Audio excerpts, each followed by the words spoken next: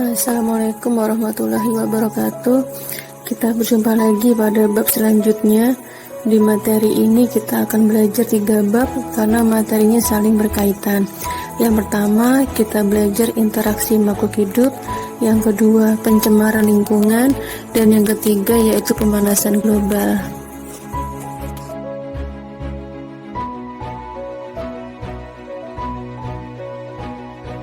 Tujuan pembelajaran pada bab ini yang pertama, peserta didik dapat menjelaskan konsep lingkungan dan komponen-komponennya. Yang kedua, peserta didik dapat menjelaskan macam-macam pencemaran lingkungan. Yang ketiga, peserta didik dapat memberikan gagasan tentang bagaimana mengatasi pencemaran lingkungan. Yang keempat, peserta didik dapat mendefinisikan pemanasan global. Yang kelima, peserta didik dapat menjelaskan dampak dari pemanasan global bagi kehidupan di bumi.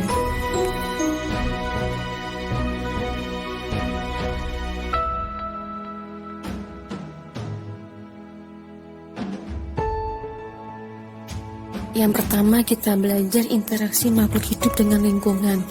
Setiap organisme hidup di lingkungan masing-masing dan dipengaruhi oleh lingkungannya. Di lingkungan hidupnya, organisme berinteraksi dengan komponen-komponen lingkungan di sekitarnya. Lingkungan secara umum dapat diartikan sebagai segala sesuatu di luar individu. Lingkungan terdiri atas 2 komponen utama, yaitu komponen biotik dan abiotik.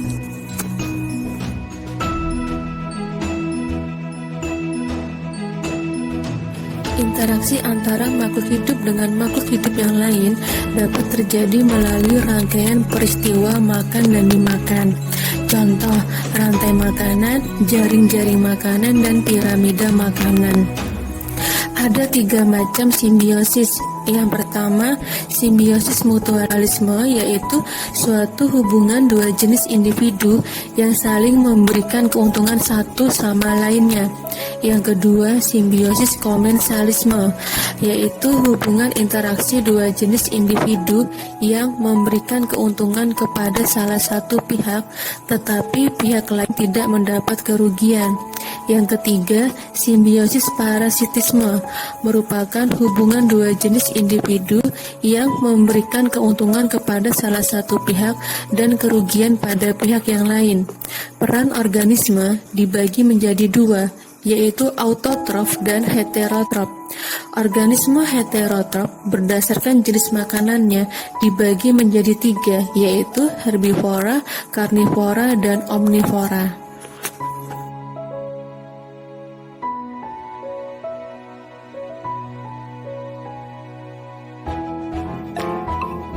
Halo teman-teman, nama saya Meliana Muntaha. Saya merupakan mahasiswa semester 3, jenjang S1, Program Studi Pendidikan Guru Sekolah Dasar, UPI Kampus Tasikmalaya. Hari ini, kita akan belajar mengenai hubungan yang terjadi antar makhluk hidup, atau yang dikenal dengan istilah simbiosis. Sih simbiosis itu? Yuk langsung aja kita bahas sama-sama. Tahukah kamu bahwa hubungan antar makhluk hidup itu sangatlah penting? Setiap makhluk hidup selalu bergantung pada makhluk hidup yang lain. Tak ada satupun makhluk hidup yang dapat hidup sendiri. Hubungan antara 2 jenis makhluk hidup inilah yang disebut simbiosis. Dengan kata lain, simbiosis merupakan hubungan timbal balik antara 2 makhluk hidup yang saling berdampingan. Makhluk hidup melakukan simbiosis itu tentu ada tujuannya. Apakah kalian tahu tujuannya itu apa? Tujuan dari simbiosis itu adalah sebagai usaha makhluk hidup untuk bertahan hidup di lingkungannya. Simbiosis ini terbagi menjadi 3 macam nih teman-teman. Ada simbiosis mutualisme, ada simbiosis komensalisme, dan ada simbiosis parasitisme. Nah, selanjutnya kita akan membahas macam-macam simbiosis ini satu persatu. Yang pertama, ada simbiosis mutualisme. Apa sih simbiosis mutualisme itu? Simbiosis mutualisme yaitu hubungan antara dua jenis makhluk hidup di mana kedua makhluk hidup tersebut saling mendapatkan keuntungan. Jadi, ketika simbiosis itu berlangsung, kedua makhluk hidup itu sama-sama mendapatkan manfaatnya. Contohnya adalah hubungan antara seekor lebah dengan setangkai bunga. Nah, simbiosis ini terjadi ketika lebah menghisap madu yang ada pada bunga. Mengapa kejadian ini disebut simbiosis mutualisme? Ini karena kedua makhluk hidup ini mendapatkan keuntungan. Lebah mendapatkan makanan. Sementara itu, kehadiran lebah dapat membantu penyerbukan bunga. Apakah ada contoh lain selain hubungan antara lebah dan bunga? Tentu saja ada. Contoh lain dari simbiosis mutualisme yaitu hubungan antara anemon laut dengan ikan badut atau yang biasa kita kenal dengan sebutan ikan Nemo. Kalian tahu kan film kartun tentang ikan itu? Mengapa kejadian itu termasuk ke dalam simbiosis mutualisme? Itu karena kedua makhluk hidup tersebut mendapatkan keuntungan. Ikan mendapat keuntungan yaitu bisa tinggal di sela-sela tentakel anemon laut sehingga terhindar dari serangan predator. Selain itu, anemon laut juga mendapatkan keuntungan karena ikan badut membersihkan kotoran yang ada pada anemon laut. Sekarang, kalian sudah paham kan apa itu simbiosis mutualisme? Jika sudah paham, ayo kita bahas dua jenis simbiosis yang lainnya. Selanjutnya, ada simbiosis komensalisme. Apakah kalian tahu apa yang dimaksud dengan simbiosis komensalisme? Simbiosis komensalisme yaitu hubungan antara dua jenis makhluk hidup yang berbeda, di mana yang satu diuntungkan dan yang satu lagi tidak diuntungkan maupun dirugikan. Dari pengertian tadi, kira-kira apa ya contoh dari simbiosis komensalisme?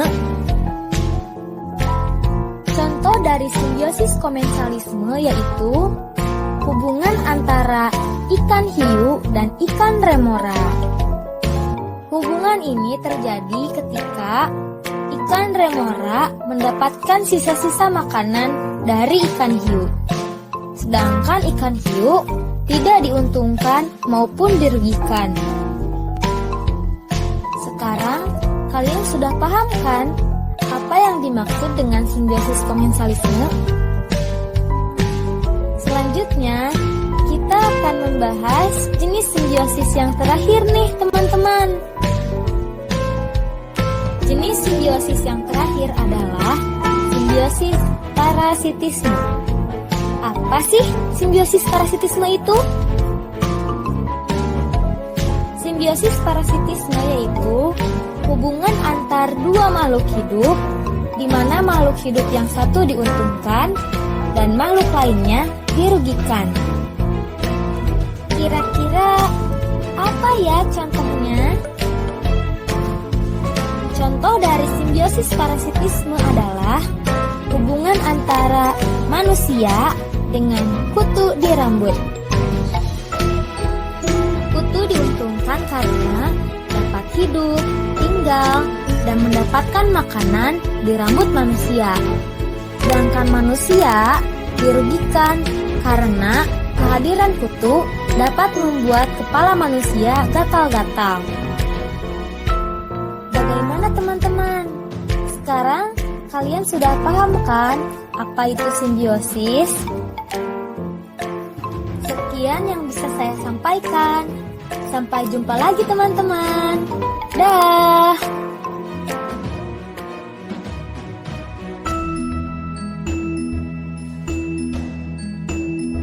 Yang kedua, kita belajar pencemaran lingkungan. Pertama, pencemaran lingkungan adalah masuknya atau dimasukkannya makhluk hidup, zat energi, dan atau komponen lain ke dalam lingkungan hidup oleh kegiatan manusia sehingga kualitasnya turun sampai ke tingkat tertentu yang menyebabkan lingkungan hidup tidak dapat berfungsi sesuai dengan peruntukannya.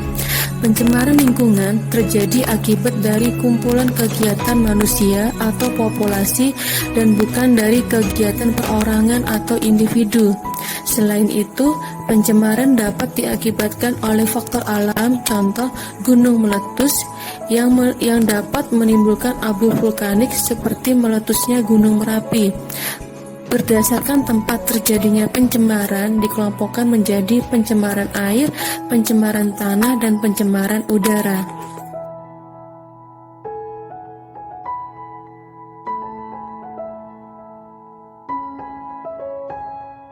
Yang pertama, pencemaran air.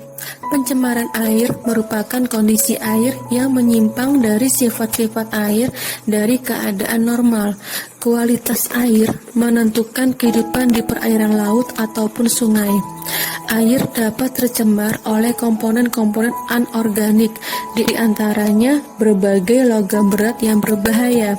Faktor penyebab pencemaran air: yang pertama, limbah industri, yang kedua, limbah rumah tangga, dan yang ketiga yaitu limbah pertanian. Dampak akibat pencemaran air adalah kerusakan ekosistem air, bencana banjir dan tanah longsor, biota air mati, sumber air bersih berkurang, gangguan kesehatan, penurunan kualitas lingkungan, keseimbangan lingkungan terganggu, dan erosi. Cara mengatasi pencemaran air adalah menggunakan air seperlunya, membuang sampah pada tempatnya, memisahkan sampah organik dan sampah anorganik, membuat kolam stabilisasi limbah rumah tangga.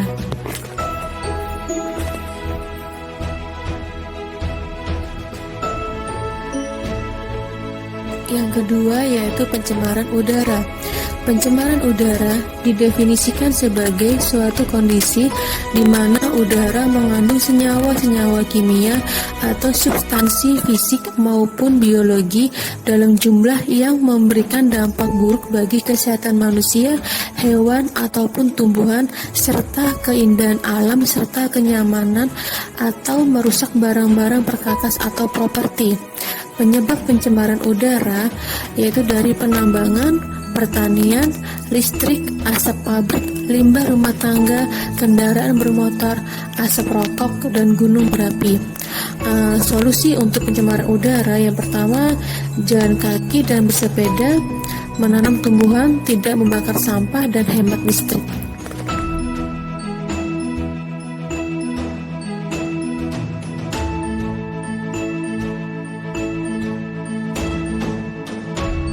Yang ketiga yaitu pencemaran tanah.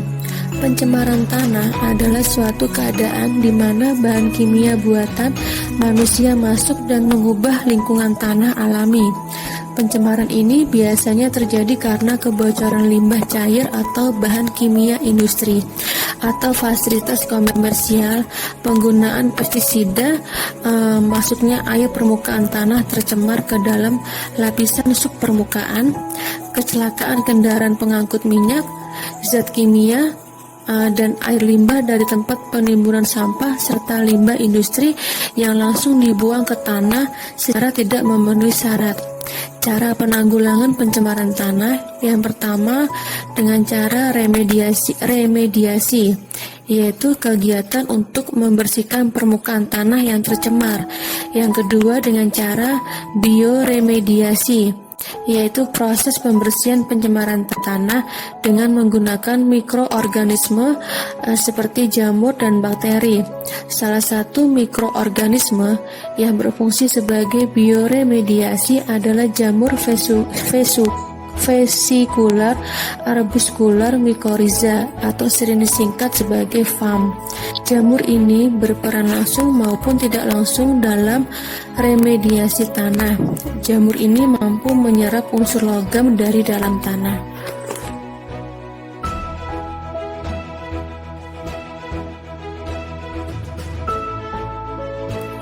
Selanjutnya kita belajar tentang pemanasan global. Pemanasan global adalah suatu proses meningkatnya suhu rata-rata atmosfer, laut, dan daratan bumi. Meningkatnya suhu global diperkirakan akan menyebabkan perubahan yang lain seperti naiknya permukaan air laut, meningkatnya intensitas fenomena cuaca yang ekstrim. Akibat dari pemanasan global yang lain adalah terpengaruhnya hasil pertanian, hilangnya gletser, dan punahnya berbagai jenis hewan. Beberapa fakta penyebab pemanasan global. Yang pertama yaitu emisi gas rumah kaca dan bahan bakar fosil. Yang kedua, gas metana terutama dari peternakan. Yang ketiga, gelombang panas global meningkatkan risiko manusia terkena penyakit. Dampak pemanasan global. Yang pertama, mencairnya puncak es di Antartika. Yang kedua, membahayakan ekosistem terumbu karang. Yang ketiga, meningkatnya permukaan air laut dan penipisan lapisan ozon. Cara mengatasi pemanasan global, kita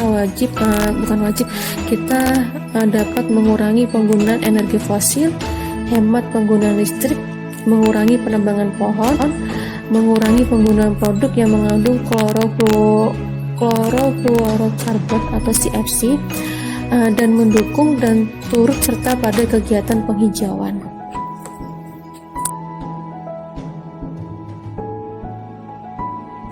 Selanjutnya kita belajar efek rumah kaca. Apa itu efek rumah kaca? Efek rumah kaca adalah proses pemanasan alami yang terjadi ketika gas-gas tertentu di atmosfer bumi memerangkap panas. Prosesnya yaitu ketika radiasi sinar matahari mengenai permukaan bumi menjadi panas, radiasi panas bumi akan dipancarkan lagi ke atmosfer. Panas yang kembali dipantulkan oleh bumi terhalang oleh polutan udara sehingga terperangkap dan dipantulkan kembali ke bumi. Proses ini akan menahan beberapa panas yang terperangkap, kemudian menyebabkan suhu bumi meningkat. Akibatnya bumi menjadi hangat dan suhunya semakin meningkat. Para ilmuwan telah mempelajari efek rumah kaca sejak tahun 1824. Joseph Fourier menyatakan bahwa bumi akan jauh lebih dingin jika tidak memiliki atmosfer. Adanya gas-gas rumah kaca inilah yang membuat iklim bumi layak huni. Tanpa adanya efek rumah kaca, permukaan bumi akan berubah sekitar 60 derajat Fahrenheit atau sekitar 15,6 Celcius lebih dingin.